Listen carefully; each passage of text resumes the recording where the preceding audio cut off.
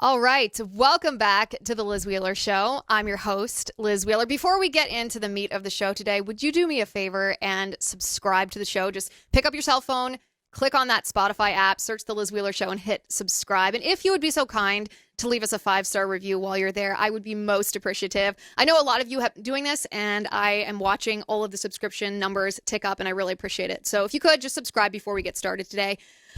We have quite the show today. There is something happening in our nation. I'm not actually sure that the resistance, and I say that with a capital R, the resistance to President Trump has ever gone this far. I mean, they've gone far. Think about the Black Lives Matter riots, the arson, the looting, assaulting cops. I think when we watched the summer of rage in 2020 happen before our eyes, most of us thought, what on earth is going to be the result of this? Has the resistance ever gotten this far? And then they showed us that they could go further. The deep state subversives inside the first Trump administration sabotaged him with fake Russiagate allegations that were manufactured by Obama and John Brennan and James Comey. And then when Russiagate failed to take President Trump out, they manufactured the phony Ukraine impeachment. And of course, all the while, the mainstream media, they've served us a constant barrage of entirely fake news, from the very fine people hoax that they used to try to assassinate the president's character to constant false allegations against Trump by unnamed women, and then the lawfare. From the rigging of the 2020 elections to the targeting of Trump and his lawyers by Fani Willis, even though President Trump did not incite an insurrection. We all heard his words. He did not say that, and everyone knows it. To the lawsuit trying to bankrupt Trump coming from Letitia James for a so-called crime that didn't even have any victims. To now, what we face today, the judicial insurrection against Trump, inferior court judges who don't have the authority to do so, issuing nationwide injunctions unilaterally to try to hamstring every executive action the Trump administration takes. And then this summer, the political violence. President Trump targeted for assassination twice in the past year. His close friend and ally, Charlie Kirk, murdered for polite discourse with people he disagreed with on college campuses. Antifa thugs, terrorists, sowing anarchy and violence and committing literal acts of terror. They were just convicted for the first time of terrorism for the shooting of the ICE agents in Alvarado, Texas this past July. Listen, the left is as desperate as they ever were to destroy Donald Trump and every person, you and I, that he represents. If the Democrats had control of the House of Representatives at this moment, you know they'd be trying to impeach him for what? Eating breakfast this morning? But this, what's happening right now? The resistance has climbed to an entirely new level. We are now in uncharted territory. Last week, 6 Democrat members of Congress appeared in a video titled "Don't Give Up the Ship." And this is what they said. Take a listen. I'm Senator Alyssa Slotkin. Senator Mark Kelly. Representative Chris Deluzio. Congresswoman Maggie Goodlander. Representative Chrissy Houlihan. Congressman Jason Crow. I was a captain in the United States Navy. Former CIA officer. Former Navy. Former paratrooper and Army Ranger. Former intelligence officer. Former Air Force. We want to speak directly to members of the military And the intelligence community. Who take risks each day To keep Americans safe. We know you are under enormous stress and pressure right now. Americans trust their military. But that trust is at risk. This administration is pitting our uniformed military, And intelligence community professionals. against American citizens. like us. You all swore an oath. To protect and defend this Constitution. Right now, the threats to our Constitution aren't just coming from abroad. But from right here at home. Our laws are clear. You can refuse illegal orders. You can refuse illegal orders. You must refuse illegal orders. No one has to carry out orders that violate the law. Or our Constitution. We know this is hard. And that it's a difficult time to be a public servant. But whether you're serving in the CIA, The Army. Our Navy. The Air Force. Your vigilance is critical. and know that we have your back. Because now, more than ever, The American people need you. We need you to stand up for our laws. Our Constitution. And who we are as Americans. Don't give up. Don't give up. don't give up. Don't give up the ship.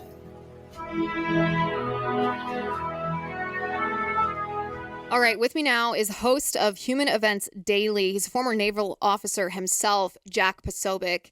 Jack, thanks for joining. Hey, Liz, thanks so much for having me. All right, Jack, I watched this video and I find it to be not just the type of stupid production the Democrats often publish. I find this to be chilling because they know exactly what they're doing. They know exactly what they're doing. And anyone who, with the exception of Slotkin, so she was CIA, so she would not be under military regulation. But the other ones who are veterans, particularly, by the way, Mark Kelly, who, as a senator, but also when you look at that group, he is what we would call the senior member because his rank 06, he would outrank anyone who was in this new seditious six. He was in the United States Navy captain. That's equivalent to a colonel in the Army or the Marine Corps. He should know better. And they should all know better for exactly what they're doing. And in fact, I know that he knows better because I went to many of the same officer trainings and the officer regulations and classes that he did. And when you join the military, almost day one in boot camp, you learn the Uniform Code of Military Justice. And the Uniform Code of Military Justice has multiple articles referring to sedition, mutiny, disobeying superior officers. All of these things are key. Now, people turn around and say, well, wait, no, he's a senator. He's not in active duty capacity.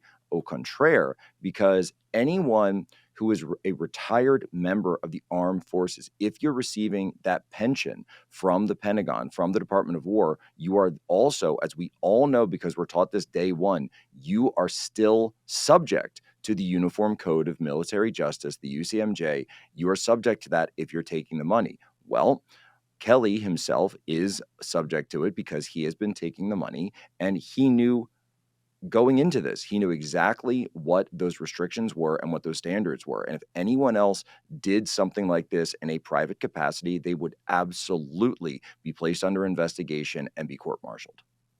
And that's how President Trump reacted. Now, of course, the mainstream media and the left, and there's even some on the Never Trump right who are focusing on Donald Trump's reaction to it. And they're probably doing that on purpose because they want to ignore what's behind this moment of the resistance. But Donald Trump's reaction, he posted on Truth Social and said, seditious behavior punishable by death. The Department of War put out an official statement, and I want to read part of this. They said, the Department of War has received serious allegations of misconduct against Captain Mark Kelly, U.S. Navy retired, in accordance with the Uniform Code of Military Justice, 10 U.S.C. 688, and other applicable regulations. A thorough review of these allegations has been initiated to determine further actions, which may include recall to active duty for court-martial proceedings or administrative measures. This matter will be handled in compliance with military law, ensuring due process and impartiality. Further official comments will be limited to preserve the integrity of the proceedings. The Department of War reminds all individuals that military retirees remain, as you said, Jack, subject to the UCMJ for applicable offenses, and federal laws such as 18 U.S.C. 2387 prohibit actions intended to interfere with the loyalty, morale, or good order and discipline of the armed forces. Any violations will be addressed through appropriate legal channels. All service members are reminded that they have a legal obligation under the UCMJ to obey lawful orders, and that orders are presumed to be lawful. A service member's personal philosophy does not justify or excuse the disobedience of an otherwise lawful order. So, Jack, I find that to be a very professional statement. I don't find that to be a petty back and forth statement. I think what underpins this is the understanding that you and I have that what Senator Mark Kelly and these other members of Congress are doing are essentially trying to foment a color revolution. This is not just saying, oh, if Donald Trump says to turn the military on civilians, which he doesn't ever say, then you should resist that. No, that's not what he's saying at all. And so when you look at UCMJ, it's Article 94. This is sedition. The key violation is inciting refusal of duty via ambiguous warnings. This would include, by the way, a public appeal to troops with no specific orders named, saying that the Secretary of War sows doubt. And as an officer, this can lead to 10 years confinement. It can lead to dishonorable discharge. There are a lot of penalties available here. And certainly, by the way, the charge or the sentence that President Trump mentioned during times of war is something that has been carried out, by the way. If anyone knows a little thing about anything about the history of the Navy, when you get caught during a time of war suborning mutiny aboard the ship, then the captain is given unilateral powers to do quite unprecedented sentences. And these, of course, have been carried out at sea for thousands of years. This is a long-standing tradition that any United States naval officer should know, and especially if you're going to wear that uniform and be a member of that service. But what it really comes down to, Liz, I think two things. Number one, it's about standards, and does our military hold everyone to the same standard, yes or no? And then number two, you mentioned color revolution. One of the things that I think that we could absolutely see again is go back to the first term. When the first impeachment of President Trump happened in 2019, it was regarding leaks from a phone call, believe it or not, with Ukraine and the president of Ukraine, Vladimir Zelensky. So in that case, you had Alexander Vindman, who was an army officer. You had the CIA officer, Eric Charamella, that was detailed to President Trump's White House and the National Security Council. I've said that I think what they're trying to do is gin this up again. They're trying to get someone, probably at the very least, get someone to start leaking classified information, national security information, like, oh, I don't know, the current peace negotiations between the United States, Ukraine, and Russia, leak that out to try to gin up yet another impeachment of President Trump. And if the Democrats are able to be victorious in taking back the House, many people think that that's a possibility for 2026, then this will be something that they have on the shelf ready to go day one. I think there's a plot afoot. I absolutely think that it's a color revolution designed to overthrow the sitting commander-in-chief, the president of the United States. Yeah, I think so too. And one of the things I love about President Trump is he just speaks so clearly. When he's posted about this a couple of times. He goes, the traitors that told the military to disobey my orders should be in jail right now, not roaming the fake news networks trying to explain that what they said was okay. It wasn't and never will be. It was sedition at the highest level, and sedition is a major crime. There can be no other interpretation of what they said. And Jack, it's that type of phrase. There can be no other interpretation of what they said. That's exactly right. Anybody who is willing to trust their own eyes and their own ears and interpret things in the context of who these people are. I mean, think about Senator Mark Kelly. Think about his history. He defended Mark Milley, General Mark Milley, after Milley called China and said, listen, if Trump's ever going to wage any kind of attack, I'll call you and let you know before it happens. Mark Kelly defended Milley for doing that. Yeah, you got someone who's absolutely what they've decided is that their loyalty to the Constitution, their loyalty to the country all takes a back seat. And that all takes a back seat to their loyalty to the party. And I suppose I use party here with a lowercase p. It's not always a Democrat party, but this uniparty that we see in Washington, D.C.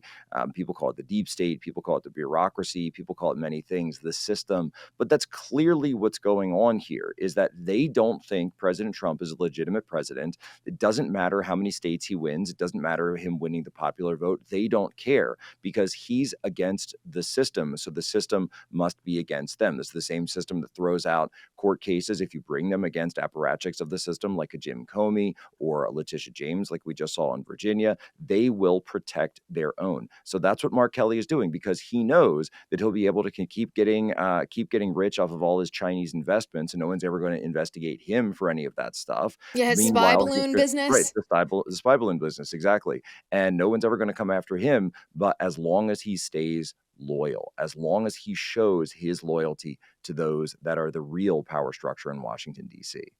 Yeah, and I think two things worth noting. If you look at, the Trump administration has been calling them the Seditious Six, which I think is obviously a pithy nickname here. I think they could also be called the Deep State Six, because if you look at the background of these individuals, each one of them has access to highly classified information, usually related to national security strategy or military operations. I mean, Senators Kelly and Slotkin both serve on the Senate Armed Services Committee. That obviously oversees the Department of War.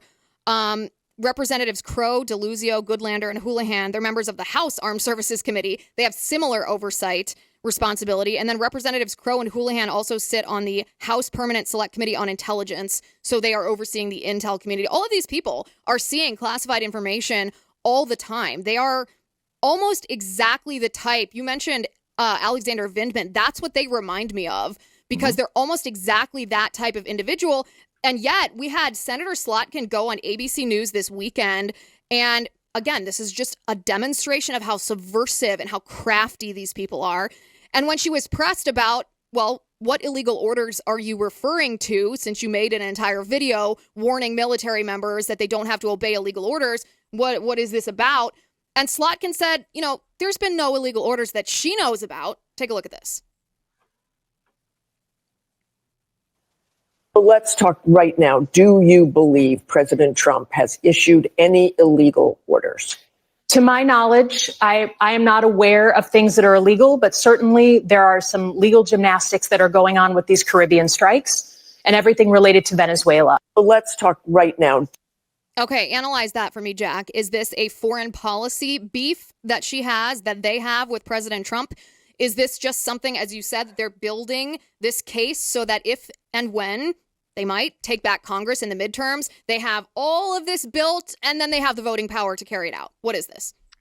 Well, I think that is what it is. I think that's what they are hoping for, at least in terms of having a plan to go against Trump the same way they used the leaked transcript of. And by the way, I want to go back to that transcript from 2019, because if you remember, we didn't actually get the transcript initially. What we got were explanations of the transcript and summaries and someone's opinions of the transcript, because that was all about the quid pro quo. Remember, the quid pro quo was he pressuring Zelensky to have to give up stuff in order to this investigation into Hunter Biden in order to receive defensive weapons and javelins and this and that, which, by the way, Hunter Biden had actually done all that stuff anyway.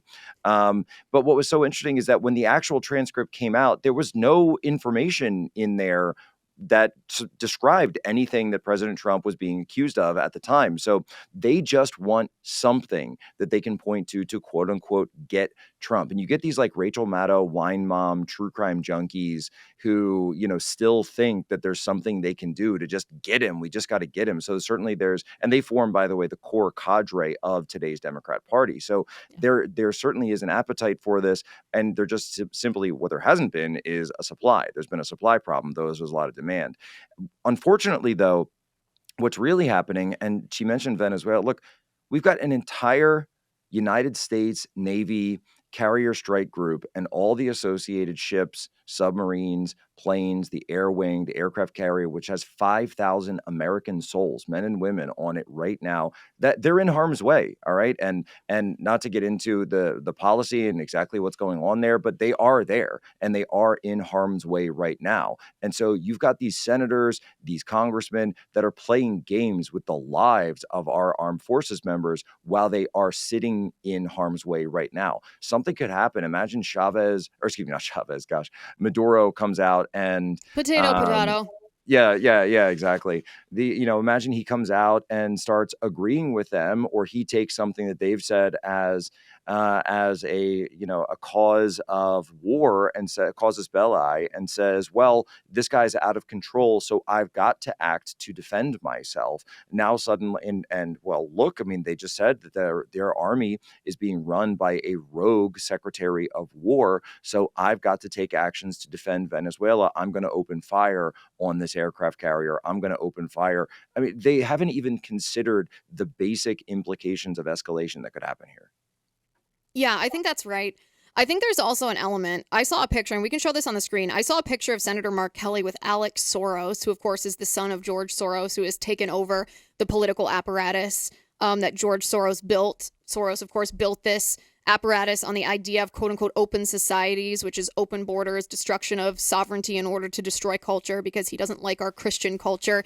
And it seemed not like a coincidence to me, Jack, that someone like Mark Kelly being buddy-buddy with Alex Soros, that this would come to a head, this video of the Seditious Six, over a foreign policy, or supposedly a foreign policy issue like Venezuela or like the ICE raids. When I first saw this video of the Seditious Six, I was like, are they talking about the deployment of National Guard to cities that are being overtaken by Antifa because a judge ruled that Trump is in his is lawfully has lawful authority to do that? What are they even talking about? Because they are very vague and euphemistic. They never say anything specific, I assume, so they can have plausible deniability.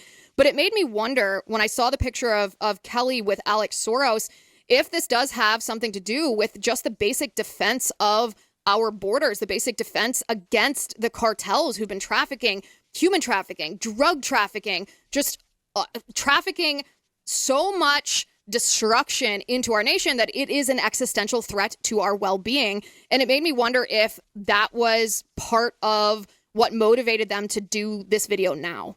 Well, it is. And here's the reason why, is because while they are an existential threat to the country, the people, our children, Donald Trump and his movement are an existential threat to their power structure. So, of course, you have him, as I was just saying, the loyalty to the party above all. Well, there you go. He's with Alex Soros, one of the most powerful men in the Democrat Party, clearly one of the top power brokers, working, of course, with his father, sending money, billions upon billions of dollars for their shock troops all throughout either academia or in USAID and all of these incredible organizations that seem to be receiving our taxpayer money. And that power structure is fueled by all of this chaos. It's fueled by all of these things that President Trump, the MAGA movement, the America First movement is trying to stop, is trying to fight back against. And they don't want any of their power to be diminished. And so when they view something like ICE, when they view something like the United States military, they are put in a strange position where if you're following orders of Trump, that must be illegal. If you're following, and that includes foreign and domestic. So whether it be ICE getting these horrific criminals off the streets, and every time, and you can go, everyone follows the great Trisha McLaughlin over on Twitter, and every time they, are talking about someone, she pulls it out, and it's like murderer, rapist, pedophile, child trafficker, every single time that they're going to do this. And yet they don't care because they want to sow the seeds of destruction of this country. They want to destabilize this country from the inside. And people like Mark Kelly, they don't actually care. They just know they're getting rich off of the dismantling of our country. They're strip mining resources from it. Yeah, because they're not going to be the ones hurt by it. They'll probably, at least in the short term, profit. Okay, one of the things that I'm often asked when I talk about color revolution is, what is a color revolution? Because I mentioned that all of these deep state six, the seditious six, they all have this military or intel background. Slotkin specifically is former CIA. In fact, Slotkin was endorsed by John Brennan back in 2018. If that doesn't tell you all you need to know about her, I don't know what does. But describe for those who want a summary what exactly a color revolution is. It's, of course, a core part of what our CIA has done around the world, and how we're seeing that happen here domestically. Yeah, sure. So the CIA is typically in the business of regime change in addition to collecting intelligence from around the world. And so in the past, when regime change operations would be done, you might see the CIA go in and support a specific military element or a paramilitary element somewhere, say Guatemala or Mexico or some parts of the Middle East, et cetera, and they'll back a certain position. No Dinh Diem in southern Vietnam, for example, is a famous example of this, where they had someone they wanted in power. They went and supported that faction. They got him into power. But as technology shifted and as warfare changed over the years from what we would call third generation kinetic warfare to fourth generation information warfare, military planners and intelligence leaders realized that sometimes you don't need a full-on military intervention if you can get the people to rise up and overthrow their government on their own. So what you then do is use a propaganda operation, use information operations, you support, say, student movements to go in and overthrow the government on their own, making it look as if there's no actual U.S. fingerprints on it, even though they always leave some. They're very bad at it, actually. And so the classic example of this is, so a normal, regime change, third generation warfare regime change would be like the Iraq War, right? We send troops in, we knock out Saddam, we find him, we get rid of the Ba'ath Party, and it all falls apart. But these don't usually go very well. But that's your third generation. Fourth generation would be like the Arab Spring, where elements of the United States government, State Department, and CIA work with these quote unquote Arab student groups to overthrow their governments. Now, in many cases, since this was the Middle East, North Africa, Egypt, these weren't exactly democrat governments to begin with, democratic. But then who did they put in power in many of these cases? Well, it was the Muslim Brotherhood, who President Trump just designated as a foreign terrorist organization a few days ago. And yet that wasn't done with troops. That was done with information operations. That was done with assassinations. It was done with targeted, even famously a suicide at one point, a self-immolation, which was done as an act of protest by Mahmoud Bouazizi in Tunisia. So you would see these types of things over and over. And then the U.S. just comes in and says, we support the student movement. They tried this in Iran Iran with the Green Revolution, and infamously as well in Ukraine with the Maidan Revolution 2014, where you did see members of the United States government, famously John McCain, Lindsey Graham, and many others went over to support that. Yeah. And I think, what you describe is not only chilling historically, but it's exactly what we're seeing here. A propaganda campaign largely led by subversive student groups to try to convince the population that their government is illegitimate and maybe even genocidal and needs to be overthrown by you as an individual. Otherwise, what's going to happen to all the marginalized people?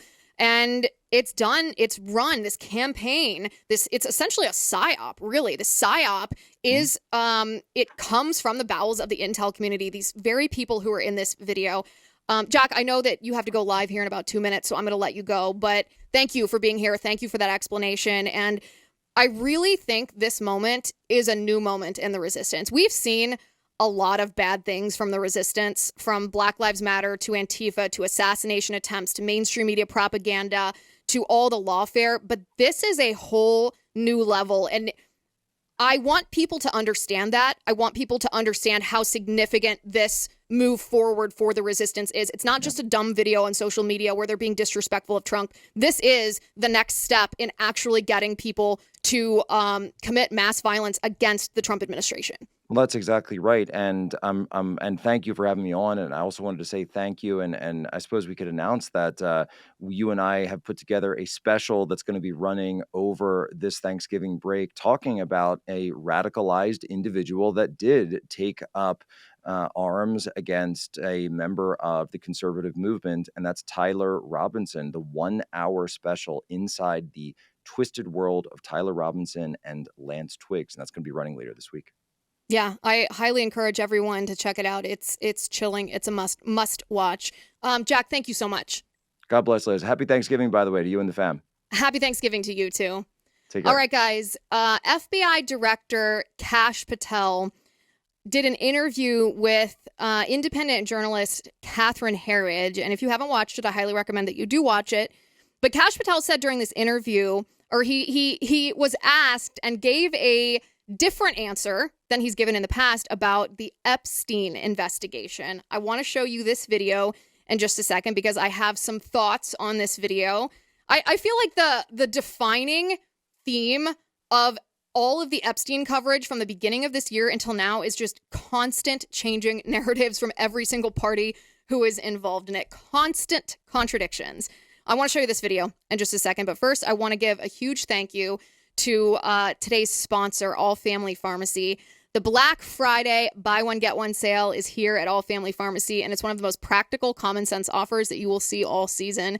From November 24th through December 2nd, when you buy one ivermectin, hydroxychloroquine, or mebendazole, you receive another one free. It's that simple. Taking responsibility for your health is not political. It's simply the right thing to do. And having access to trusted medications without barriers or confusion matters more now than ever before. All Family Pharmacy makes the process simple. Go to allfamilypharmacy.com/Liz.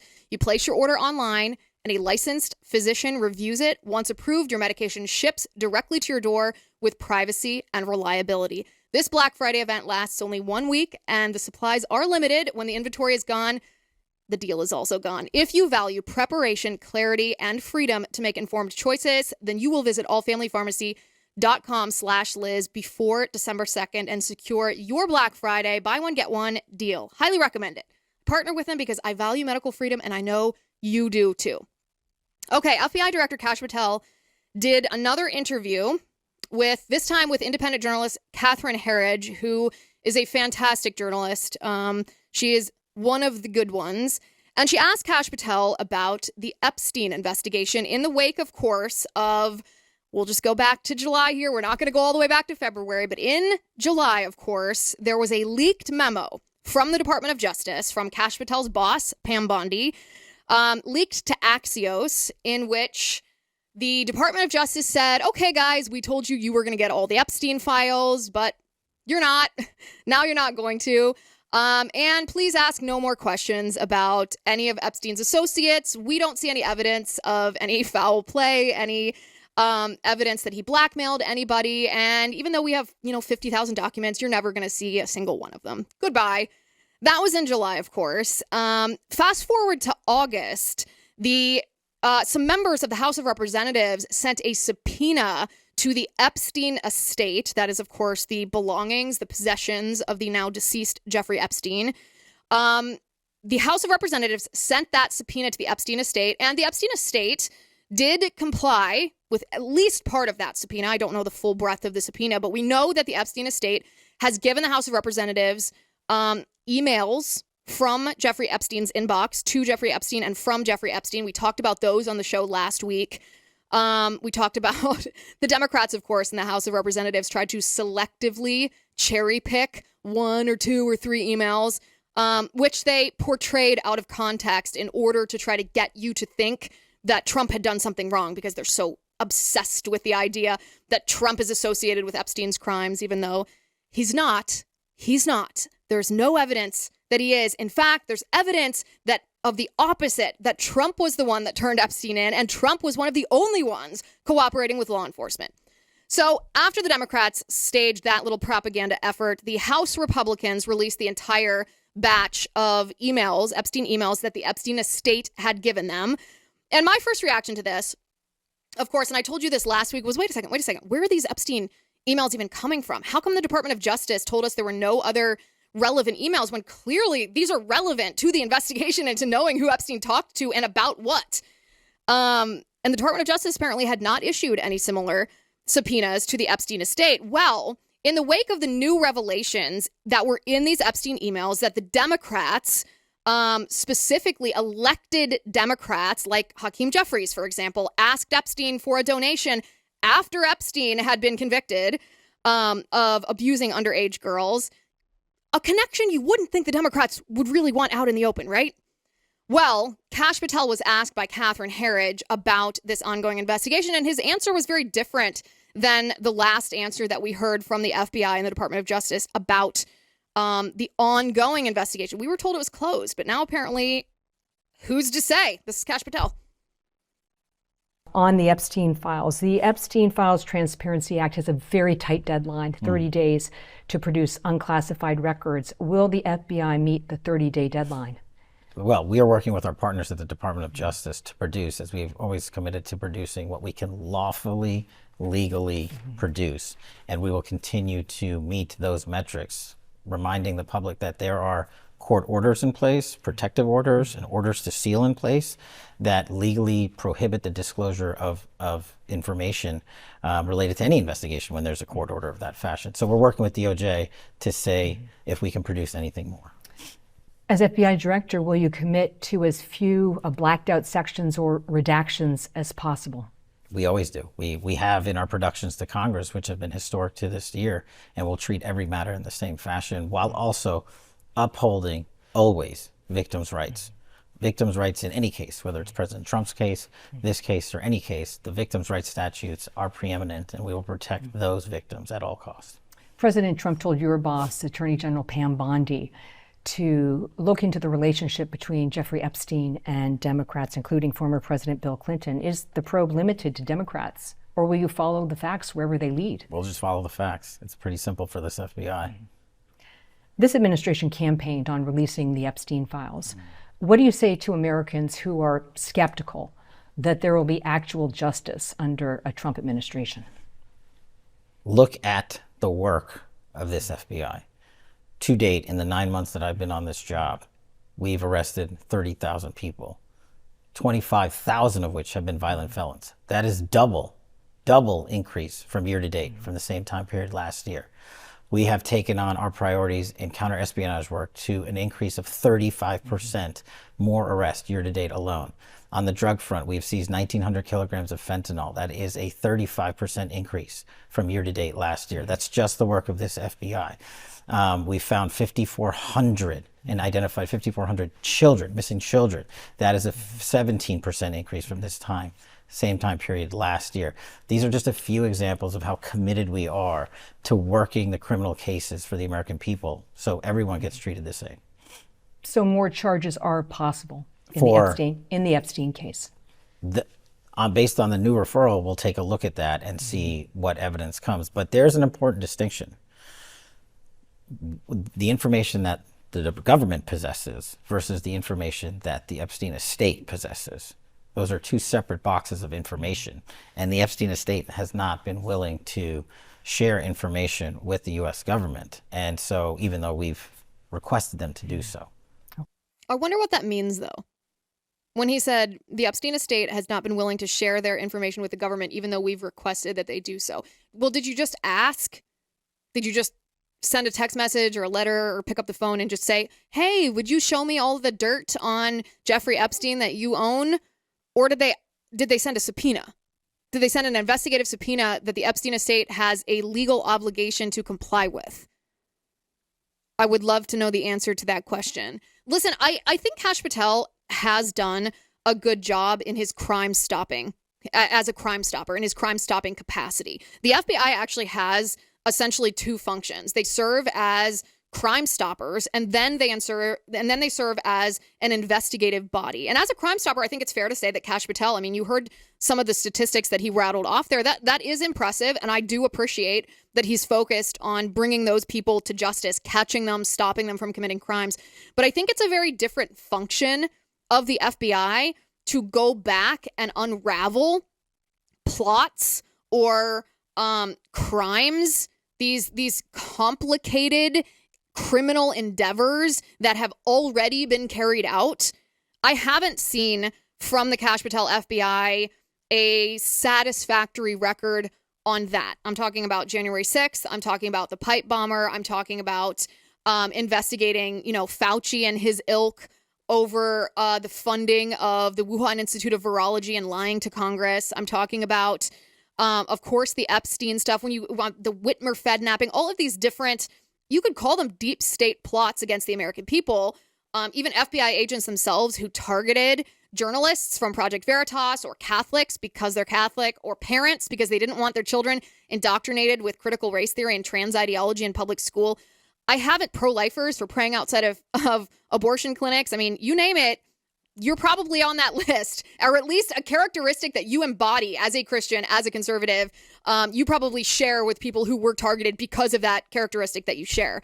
I haven't seen from the Kash Patel FBI the same capability or excellence that Kash is claiming when it comes to his crime-stopping ability in his investigative ability. And that's the part that I wish we would see more of from the FBI, and I wish that we would see a better record from the FBI, because, like I said, the theme of this entire Epstein debacle that started back in February, it's lasted almost through the remainder of this year, which is wild, has just been contradicting narratives left and right. Every person that opens their mouth is contradicting the person before them, whether it's Pam Bondi contradicting herself, whether it's that memo contradicting, well, I guess that's contradicting Pam Bondi again. Kash Patel and Dan Bongino talking about how there's, definitive evidence that Jeffrey Epstein killed himself and there was no foul play. And then us being told we weren't going to see anything else. And there weren't other people associated with Jeffrey Epstein who, that there was evidence that they committed crimes to the point that the FBI would investigate it. But now there is a referral that shows evidence of that. It's just this constant, it's chaotic.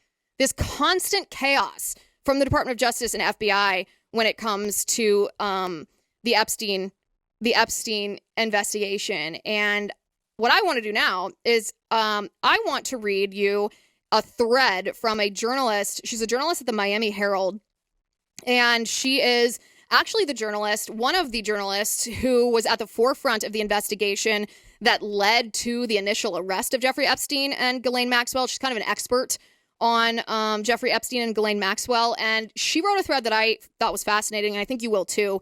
She said there's a lot of confusion on what constitutes the Epstein files, which is exactly what I was talking about last week, right? The FBI or the Department of Justice said there are no more Epstein files, and then here the Epstein estate gives Congress more, and then Congress passes this law that forces the Department of Justice to give files that they said didn't exist. And I'm just like, what are we talking about? Where are these files? Who has them? Well, Julie Brown says, so let me explain. First, there are the DOJ FBI federal criminal case files. This is what Congress voted to release this past week. A small subset included with the DOJ files are the federal grand jury files. This is the evidence federal prosecutors present to a grand jury in order to get an indictment. It's a very small percentage of the files. The Oversight Committee Epstein files, Julie Brown writes, these are the files that Congress obtained from the Epstein estate by issuing a subpoena. They include Epstein's calendars, emails, and other documents that have been dripping out over the past few months. Number 4, Epstein's civil case files. Dozens of civil lawsuits were filed against Epstein, Maxwell, Epstein's estate, Epstein's banks, and the FBI, mostly by victims. As these cases are litigated, a lot of discovery was produced, implicating various people and institutions in Epstein's crimes. She said 2 of the civil cases, one filed against Maxwell by victim Virginia Giuffre, and the other filed against the FBI, produced an extraordinary amount of evidence we've already seen. Plain logs, message pads, emails, etc. The Miami Herald, Brown versus Maxwell, has been responsible for the bulk of the unsealing in the Maxwell-Giuffre case, which is still ongoing. Several names in this case remain sealed, and we don't know why. They're not victims' names, but John and Jane Doe names. Wow, that's really interesting. She says, despite the release and unsealing of portions of these civil case files, many of the documents remain sealed or redacted. Media organizations such as the Miami Herald, the New York Times, the Wall Street Journal, and some TV networks have filed requests to unseal more documents. This is a painstaking process, and it is slow. These are the documents that require a judge's ruling or a panel of judges to rule upon. She then says, the Treasury Department and IRS Epstein files. Senator Ron Wyden has been in the forefront of seeking access to Epstein's financial records. However, he has not received support from Republicans on this front. These files are important because they show how Epstein made his money. Let me pause right here for a second. Which Republicans are not supportive of this? I want to know the names of the Republicans who don't support Senator Ron Wyden's efforts. Don't you want to know how? We have to know how Jeffrey Epstein made his money. What do you mean it's Republicans standing in the way? Which Republicans are standing in the way? This seems like an absolutely pivotal piece of information that would harm no victim to know how Epstein made his money. Isn't that one of the big questions? How on earth did Epstein make his money if he went from being a high school teacher hired by former Attorney General Bill Barr's father to being like one of the richest men in the world, a financier? How exactly did he get from A to B? A core part of understanding his operation is understanding how he made money. And of course it's Republicans standing in the way. My goodness. We are going to find the names of the Republicans standing in the way, and we'll bring you that next time we talk about Epstein. It's always the Republicans. All right, Julie Brown continues and says, CIA files, if they exist. She says there has long been speculation that Epstein worked in intelligence. Release of these files, if they exist, would show to what extent he was involved in intelligence, which would perhaps also explain why he managed to get away with his crimes for so long. She said there's also the Federal Aviation Administration records. Epstein had 2 jets and flew around the world. He was, after 2008, a convicted sex offender. Did anyone ever check to see whether he was bringing in women and girls from other countries? Not all his plane logs have been made public, and while the FAA does not hold Epstein's plane logs, they do have records on where he flew. Homeland Security should also have records on his passengers when he arrived from overseas. Last I asked for them, she says, they were fully redacted. Then she says, last but not least, remember that not all the claims against Epstein and his associates were filed in court. Many of them were also settled through quiet agreements that may never be known. I know of several, she says. This is the best list I can think, summarizing the history of, quote, the Epstein files at the moment. I hope it helps clear up some misconceptions. If I forgot anything, I will file it as an added tweet. End of thread. So I found that to be extremely illustrative because when you talk about the Epstein files, you know, you picture maybe what Pam Bondi said. They're in a stack on my desk, like all in this neat little banker's box in the bowels of the Department of Justice, all neatly put together in binders. No pun intended, literal white binders. But it seems much more complex than that. It seems that the Epstein files exist in a whole host of different places, from possibly the CIA to the FBI to the Department of Justice to the FAA to all different kinds of to civil cases to the Treasury Department to just a whole bunch of different places have the files. And if I were Pam Bondi, maybe what I would do is I would start collecting all those files together. As the Department of Justice, if you are investigating Jeffrey Epstein, maybe you start by collecting all these records in one place so that you actually have an idea of what you're talking about. Just a suggestion. because the Department of Justice would have the authority to do that. Probably the FBI would have the authority to do that. Kash Patel is welcome to do this as well. Get all of these files in one place so we can actually make sense of how Epstein made his money, who he was associated with, who he had on his plane with him, why some names on his travel logs were redacted, why all of these files that when media asks for them come highly blacked out. Maybe we start actually just by getting all the files in one place. And I can think of no better institution with the authority to do this than the Federal Bureau of Investigation and the Department of Justice. But perhaps this suggestion is just too good of a suggestion for the FBI and the Department of Justice. All right, I want to give a shout out to our second sponsor for today's episode, Preborn. I love Preborn because one of my first forays into politics was in pro-life activism, because the right to life is the fundamental right. Without the right to life, all other rights become obsolete. And the sad truth is every year, nearly 1 million unborn boys and girls, sweet babies, are aborted. Now, we're nearing Christmas time, of course, and when Mary, the Mother of God, said to the angel Gabriel, "Let it be done to me according to your word," she didn't know what her future would look like. She only knew that she was saying yes to life, yes to God's plan, and that would come with uncertainty and risk and sacrifice. And through that simple act of obedience and courage and faith, she brought the Savior of the world into being. Well, today, countless mothers face their own version of that moment. They sit in a clinic looking at an ultrasound for the first time, frightened and unsure of what to do next. Their own moment to say yes could slip away. But that's where you can make a difference. Through the generosity of people like you, the Preborn network of clinics provides free ultrasounds, maternity care, diapers, baby clothes, counseling, and so much more. Meeting women with compassion right when they need it most. This holiday season, don't let another life be lost.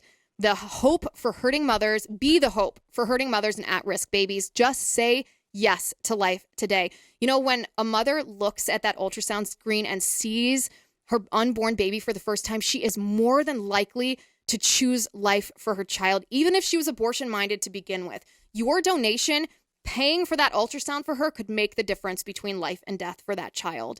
To donate, to save a life, dial pound 250 and say the keyword baby. And know, as that word comes out of your mouth, that you are saving the life of that sweet baby. That's pound 250, keyword baby. Or you can go to preborn.com/Liz. That's preborn.com/Liz. Every gift is tax deductible and impacts eternity. And it is a cause well worth supporting. And I thank each and every one of you who has stepped up and joined this mission. All right, guys, make sure that you are subscribed to this show on YouTube, youtube.com/Liz Wheeler. Hit subscribe and also hit that bell. I know sometimes when we go live, someone says, "Hey, I didn't know you were going live right now." Well, hit that bell and you'll get a notification on your desktop computer, on your phone, every time we go live, and you can join us because it's more fun to sit here live together. Also on Spotify, of course, we have video on Spotify, and Spotify is the uncensored app. So the times that we have to tiptoe around terms of service on Facebook or YouTube, the fully uncensored show is on Spotify, and it's not just audio, it's video too. So go ahead, go to Spotify, find the Liz Wheeler Show, click subscribe, and leave us a 5-star review so other people can find us too. I greatly appreciate you all doing that. Thank you for watching today. Thank you for listening. I'm Liz Wheeler. This is the Liz Wheeler Show.